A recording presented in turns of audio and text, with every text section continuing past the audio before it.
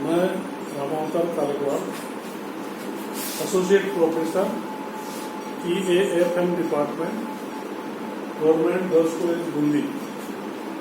आज मैं आपको कोटा यूनिवर्सिटी के सिलेबस के अनुसार बीकॉम पार्ट 3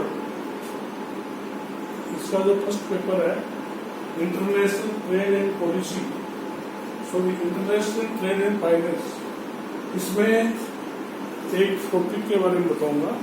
तो उस टॉपिक का नाम है व्यापार शर्तें, टर्म्स ऑफ ट्रेड। ये क्या होती हैं और इनको कौन कौन सी बातें प्रमुख रूप से प्रभावित करती है। तो सबसे पहले हम व्यापार शर्तों का अर्थ देखेंगे कि व्यापार शर्तें क्या होती है।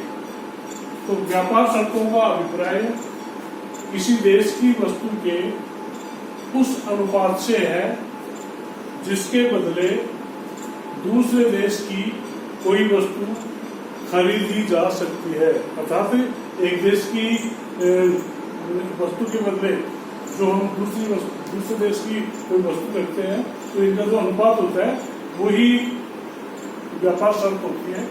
इसका एक सूत्र है, व्यापार की शर्त इक्वल टू आयातों का समस्त मूल्य अपॉन निर्यातों का समस्त मूल्य।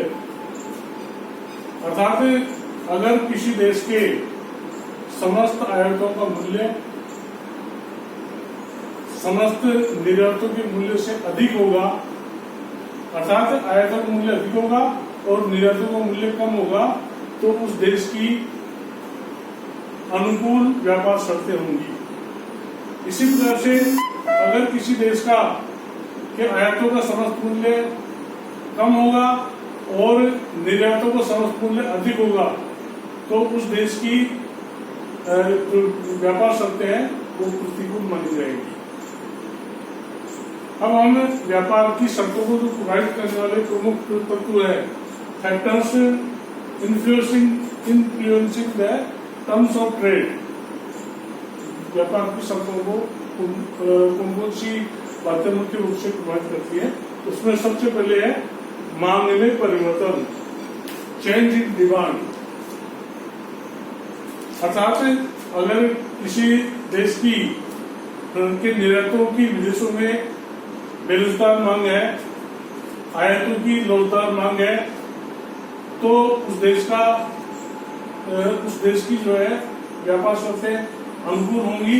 इसी प्रकार से उस देश की आयातों की विदेशों में बेरोजगार मांग है और निर्यातों की रोजगार मांग है, तो उस देश की व्यापार शर्तें प्रतिकूल मानी जाएगी। सेकंड है प्रशुल्क नीति या टैरिफ पॉलिसी। तो किसी देश की सरकार अपने देश में जो व्यापार जो होता है, हम विदेशों से माल मंगाते हैं तो उसके ऊपर टैरिफ लगाते हैं, तो प्रशुल्क लगाते हैं। तो आयातों पर प्रशुल्क लगाने से आयात शर्तों को अनुकूल बनाने में सुविधा मिलती है। अर्थात हम जितना प्रशुल्क लगाएंगे उतनी हमारी व्यापार शर्तें अनुकूल होगी, क्योंकि इससे विदेशी निर्यातक हतोत्साहित होते हैं। तो अगर हमें अपने जो व्यापार शर्तें हैं उनको अनुकूल बढ़ाना है तो हमें टैरिफ बढ़ाना होगा, और अगर टैरिफ अगर कम बढ़ाते हैं तो हमारी जो व्यापार शर्तें वो धीरे धीरे प्रतिकूल होती रहेंगी। थर्ड है आर्थिक विकास का स्तर, लेवल ऑफ इकोनॉमिक डेवलपमेंट। आर्थिक विकास से जब उत्पादन तथा तकनीकी ज्ञान में वृद्धि होती है तो व्यापार शर्तें अनुकूल हो जाती है, और अनुकूल होने से उस देश का आर्थिक विकास और तीव्र गति से होता है। उसके बाद में फोर्थ है राजनीतिक स्थिति, पॉलिटिकल कंडीशन। राजनीतिक शांति से देश के लिए व्यापार शर्तों के अनुकूल होने की प्रवृत्ति होगी।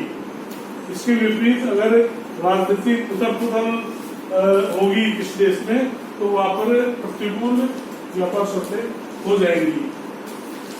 भुगतान हस्तांतरणों की मात्रा, अमाउंट ऑफ ट्रांसफर पेमेंट्स, तो जो आयात और निर्यात है इनके अलावा भी कई प्रकार के पेमेंट होते हैं, जैसे युद्ध की क्षतिपूर्ति, कर्ज का पुनर्भुगतान, इसी प्रकार से लाभ, ब्याज, अनुदान, आर्थिक सहायता आदि ये कई प्रकार के भुगतान होते हैं। तो अगर ये हमें ज्यादा करने पड़ते हैं तो हमारी जो व्यापार होते हैं वे प्रतिकूल हो जाएगी, और कम करने पड़ते हैं तो ये अनुकूल हो जाएंगी। फिर है मुद्रा का अवमूल्यन, डिवैल्यूएशन ऑफ द मनी। तो अगर हमारे किसी देश की मुद्रा का अवमूल्यन होता है तो अवमूल्यन से निर्यातों की विदेशी कीमत गिर जाती है और आयातों का मूल्य बढ़ जाता है। इससे व्यापार शर्तें बेहतर हो जाती है। सेवंथ है आर्थिक तेजी मंदी, इकोनॉमिक फ्लक्चुएशंस। तो जो मंदी का दौर है, आर्थिक मंदी में मूल्य स्तर बहुत नीचे गिर जाते हैं, आयात हतोत्साहित होते हैं और निर्यात सस्ते पड़ते हैं। देश की माल की विदेशों में बेरोजगार मांग है तो व्यापार शर्तों का लाभ,